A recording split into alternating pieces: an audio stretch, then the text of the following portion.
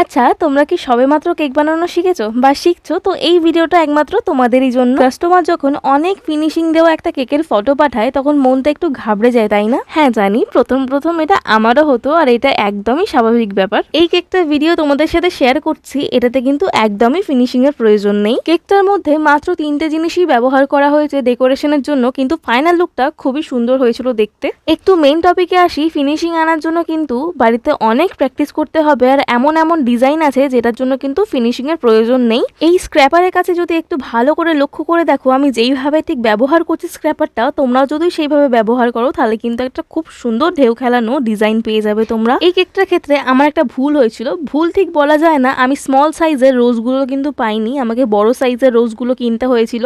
আর এই রোজগুলো আমি per piece 15 টাকা করে কিনেছিলাম, আর এই বার্থডে ট্যাগটাও 15 টাকাই নিয়েছিল।